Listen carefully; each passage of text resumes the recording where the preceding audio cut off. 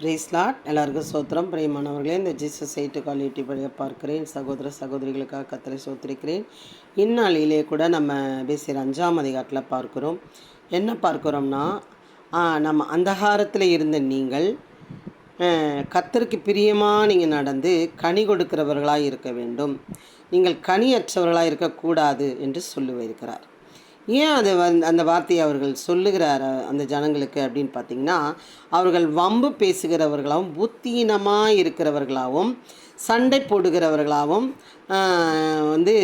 கர்த்தருக்கு பிரியமில்லாத காரியம் செய்கிறவர்களாகவும் இருந்தார்கள்.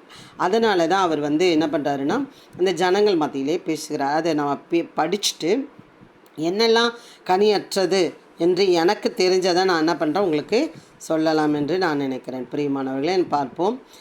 நீங்கள் கொஞ்ச நேரத்தை ஒதுக்கி நீங்கள் கேளுங்கள். கண்டிப்பாக கர்த்தர் உங்களை ஆசீர்வதிப்பார். இது உங்களுக்கு ரொம்ப ரொம்ப பிரயோஜனமாக இருக்கும். ஆமீன்.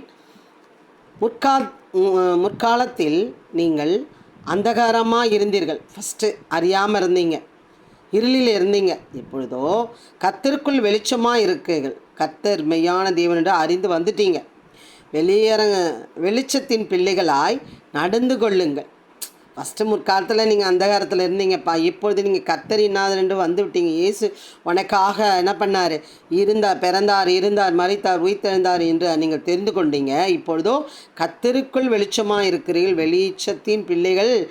வெளிச்சத்தின் பிள்ளைகளாய் நடந்து கொள்ளுங்கள். ஆவியின் கனி சகல நற்குணத்திலும்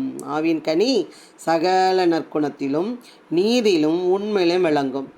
ஆவியின் கனி எப்படி இருக்குதுமா? சகல நற்குணம். இந்த நற்குணம் கெட்டு போகும் பொழுது தான் கனியற்ற வாழ்க்கை வாழ்கிற ஒரு காரியத்தில் விழுந்து போகிறவர்களாக நம்ம இருக்கிறோம். பிரியமானவர்களே, இன்றைக்கு நம்ம பார்க்க தான் போகிறோம் எதிலெல்லாம் நம்ம கனியற்றவர்களாக இருக்கிறோம் என்று நம்ம பார்க்க போகிறோம். இது பெரிய ஒரு எப்படி சொல்கிறது, இதை நான் படித்ததை ஒரு சிலதை நம்ம தியானிப்போம். சரிங்களா? ஆவியின் கனி சகல நற்குணத்திலும் நீதியிலும் உண்மையிலும் விளங்கும். நற்குணத்திலும் எப்படி? ஆவியின் கனி சகல நற்குணத்திலும் நீதியிலும் உண்மையிலும் விளங்கும். கர்த்தருக்கு பிரியமானது என்னதென்று நீங்கள் சோதித்து பாருங்கள். அவருக்கு என்ன பிடிக்கும்? நிறைய நேரம் நான் மனுஷனை திருப்திப்படுத்த போய் அடி வாங்கியிருக்கிறேன். பிரியமானவர்கள், மனதளவில் செம்ம அடி வாங்கியிருக்கேன். தயவு செய்து நீங்கள் அப்படி இருந்தீங்கன்னா மாறிடுங்க. கர்த்தருக்கு பிரியமானது என்னதென்று நீங்கள் சோதித்து பாருங்கள். கனியற்ற அந்தகார கிரியைகளுக்கு உடன்படாமல் அவைகளை கடிந்து கொள்ளுங்கள். ஒருவேளை கர்த்தருக்கு பிரியமானது நமக்குள்ளே இருக்குமானால் அதை கடிந்து கொள்ளணும். இயேசுவின் நாமத்தினால இப்படிப்பட்ட கலகத்தினாவி, கோபப்படுத்துகிறாவி, பிரிக்கிறாவி, நிமித்தம் அநேக பேர் துன்பப்படுகிறாவிகள் இயேசுவின் நாமத்தினால கடிந்து கொள்ளுகிறேன்னு சொல்லி நம்ம கடிந்து கொள்ளணுமா? உடன்படாமல் அவைகளை கடிந்து கொள்ளுங்கள். அவைகளால் ஒளிவிடத்தில் செய்யப்படும் கிரியைகளை சொல்லுகிறதும் அவலட்சணமாக இருக்குமே. அவர்களால் நீங்கள் எப்படி சொல்கிறது, அந்த காலத்தில் இருக்கிறவங்களோட பழகும்போது அவங்க செய்யப்படும் கிரிகளெல்லாம் சொல்லுகிறதும் அவலட்சணமாக இருக்குமே. அவைகள் எல்லாம் கடிந்து கொள்ளப்பட்டு வெளிச்சத்தினால் வெளியரங்கமாக்குகிறதெல்லாம் வெளிச்சமாக இருக்கிறது. அவைகளெல்லாம் கடிந்து கொள்ளப்பட்டு வெளிச்சத்தினால் வெளியரங்கமாகும். கடிந்து கொள்ளப்படும் போது வெளிச்சம் எப்படி இருக்கும்? வெளியரங்கமாக இருக்குதான். வெளியரங்கமாக்குகிறதெல்லாம் வெளிச்சமாக இருக்கிறது. ஆதலால் தூங்குகிற நீ விழித்து மரித்தோர் விட்டு எழுந்திரு. அப்பொழுது கிறிஸ்து உன்னை பிரகாசிப்பார் என்று சொல்லியிருக்கிறார். நீ எதிலெல்லாம் விழுந்து கிடக்கிறாய்? எதிலெல்லாம் என்னென்ன காரியத்தில் விழுந்து கிடக்கிறோம் என்று நம்ம பார்க்க போகிறோம். பிரியமானவர்களை பாருங்கள். ஆனபடியினாலே நீங்கள் ஞானமற்றவர்களைப் போல நடவாமல் ஞானமுள்ளவர்களைப் போல கவனமாய் நடந்து கொள்ளுங்கள். ஞானமற்றவர்களைப் போல நடக்காதீங்க, ஞானமுள்ளவர்களைப் போல கவனமாய் நடந்து கொள்ளுங்க. நிறைய நேரம் நமக்கு ஞானம் கிடையாதுங்க. எதை பேசணும், எதை பேசக்கூடாது, சின்ன விஷயம் அது அவங்கள அப்படி பாதிக்கும். அவங்களோட வாழ்க்கையை பாதிக்கும், அவங்களோட ஆத்மாவில் பாதிக்கும், அவங்களோட சரீரத்தில் பாதிக்கும், மனதளவில் பாதிக்கும்.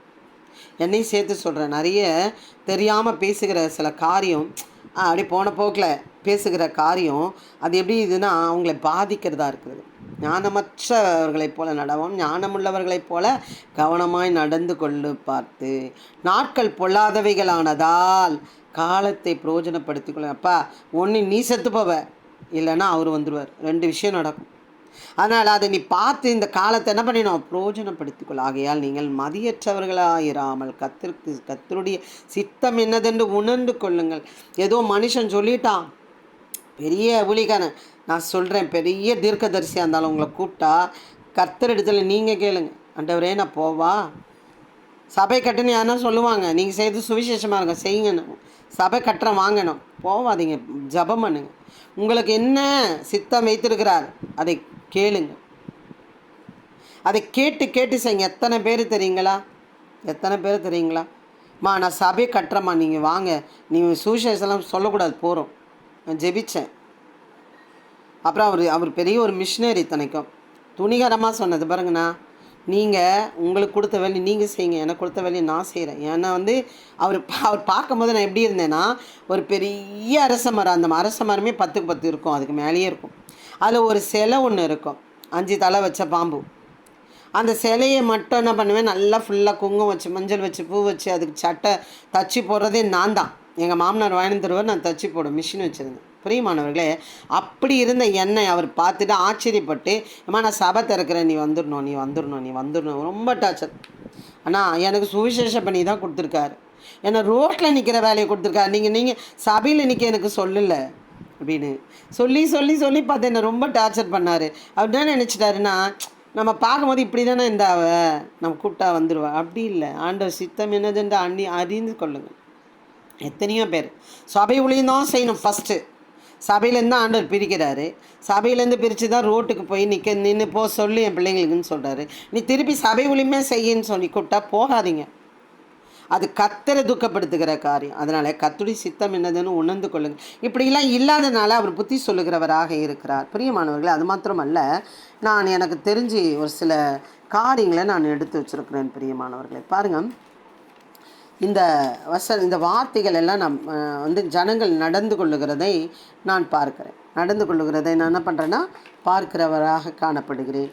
புரியுமானவர்கள், அந்த லிஸ்ட்டில் நீங்கள் இருப்பீங்களான்னா தயவு செய்து மன திரும்புங்க. ஏன்னு கேட்டிங்கன்னா, காலம் சமீபமாக இருக்கிறது, காலம் பொல்லாதவைகளாக இருப்பதினால் நீங்கள் என்ன பண்ணணும், பிரயோஜனப்படுத்தி கொள்ள வேண்டும். ஒரு வேளை இந்த காரியெல்லாம் உங்களுக்குள்ளே இருக்குதா, கர்த்தருக்கு சித்தம் இல்லாது பிடிக்காததெல்லாம் இருக்குது பாருங்கள். ஒரு வேளை நீங்கள் அப்படி இருந்தால் தயவுசெய்து மனமாறுங்க.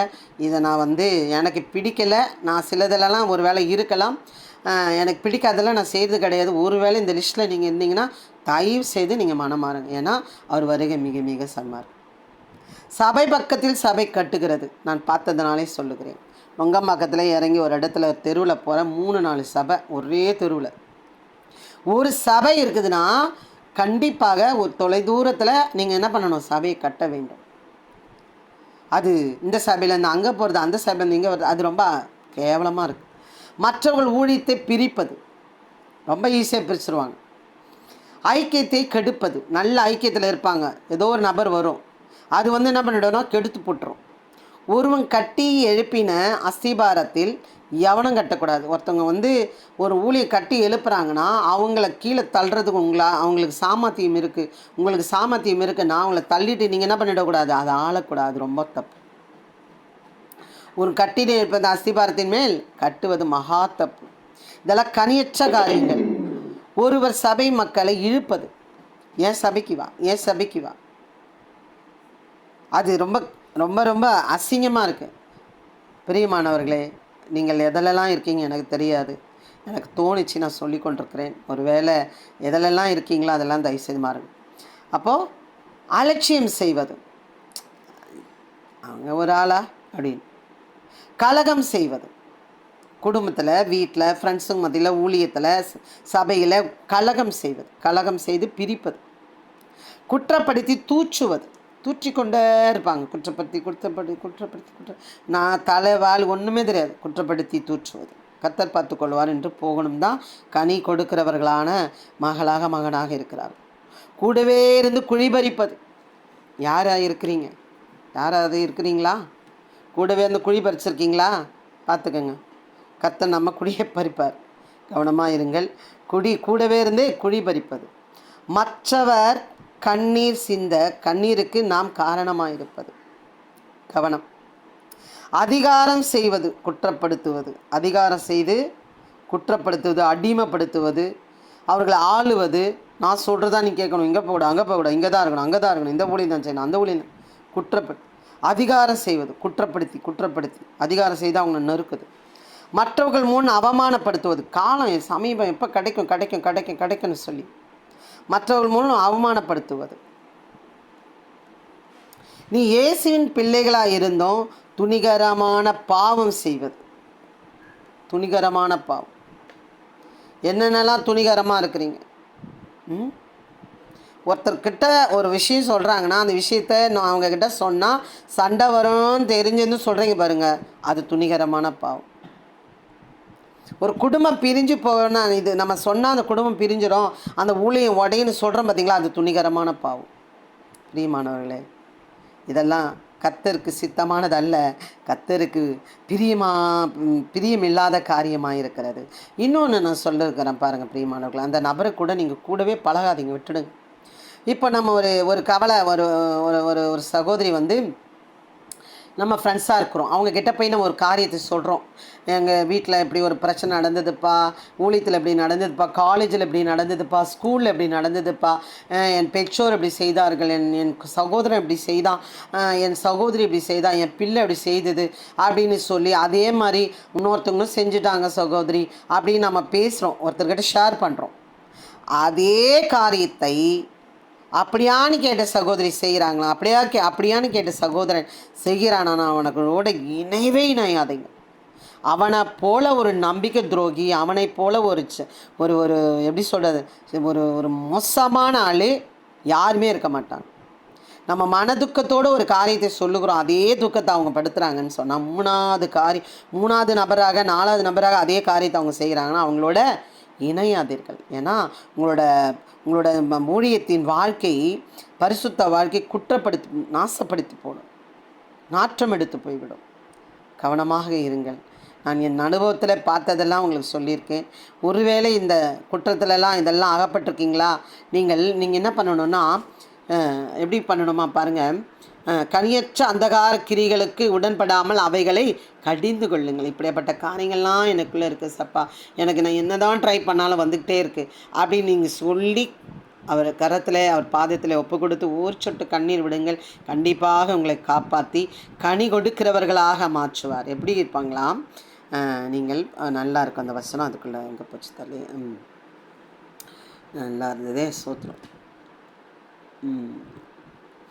ஆவின் கனி சகல நற்குணத்திலும் நீதியிலும் உண்மையிலும் விளங்கும். நீங்கள் ஆவியின் கனியிலே வளர வேண்டும் என்று என்னையும் சேர்த்து சொல்லுகிறேன். நாம் ஆவியின் கனியிலே சகல நற்குணத்திலும் நீதியிலும் உண்மையிலும் விளங்கும்படி நாம் வாழ்வோமாக. கண்டிப்பாக என்ன கஷ்டம் வந்தாலும், என்ன பிரச்சனைகள் வந்தாலும், 10,000 பேருக்கு நமக்கு விரோதமாக வந்தாலும் கண்டிப்பாக கர்த்தர் நம்மளோடு இருப்பார். பிரியமானவர்களே, அதை நான் ரொம்ப அனுபவிச்சிருக்கேன். ஒரு சாட்சி சொல்ல போகிறேன், கூடிய சீக்கிரம் சொல்ல போகிறேன். எனக்கு விரோதமாக எத்தனை பேர் வந்தார்களோ அத்தனை பேரையும் என் தேவன் காப்பாற்றினார் என்று சொல்ல போகிறேன். பிரியமானவர்களே, ஏனென்றால் இப்படிப்பட்ட காரியத்தில் நான் செய்யவே இல்லை. நான் கர்த்தரிடத்தில் ஃபைட் பண்ணி சண்டை போட்டு இப்படியாவது நான் பெற்றுக்கொள்ளுவேன். ஏனென்றால் இதெல்லாம் எனக்கு பிடிக்கலை. இதெல்லாம் நிறைய பேர் செய்கிறார்கள். அவர்களுக்கே அநேக காரிய நன்மை அவர் செய்வாரானால் நமக்கு செய்ய மாட்டாரா? ஒரு வேளை கெட்ட கனி கொடுக்கிறவர்களாக இருக்கிறீங்களா, அதை விட்டு விலகி வாருங்கள். நற்கனிகளிலே நீங்கள் கொடுப்பீர்கள். ஆனால் கண்டிப்பாக சோதனைகள் வந்தாலும் வேதனைகள் வந்தாலும் அதில் ஜெயிக்கிறவர்களாக இருப்பீர்கள். ஆமென். God bless you. கர்த்தர் உங்களை ஆசீர்வதிப்பாராக.